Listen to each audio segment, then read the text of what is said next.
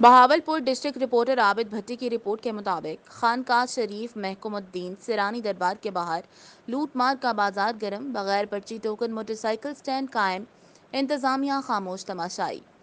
तफसीलात के मुताबिक खानकाह शरीफ महकुमुद्दीन सिरानी दरबार के बाहर लूटमार का बाजार गर्म, मोटरसाइकिल स्टैंड माफिया जायरीन और मुसाफिरों को दोनों हाथों से लूटने लगे। माफिया ने बगैर पर्ची टोकन के मोटरसाइकिल स्टैंड कायम कर रखा है। दरबार के बाहर मोटरसाइकिल खड़ी करें और वापस आएं तो मोटरसाइकिल पर एक पर्ची पड़ी होती है, इस पर नंबर लिखा हुआ होता है।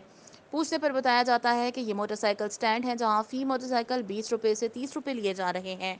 पूछने पर बताया जाता है कि हम औकाफ वालों को हर महीने पैसे देते हैं, हमारा ठेका है। मुतासरा शख्स अगर टोकन के पैसे कम दें या ना दें तो ये लोग इनकी फैमिली के सामने गाली गलौज शुरू कर देते हैं। मुतासरा लोगों का आला हुकाम और ऐसी सदर बहावलपुर से मुतालबा है इन लोगों के खिलाफ कार्रवाई अमल में लाई जाए।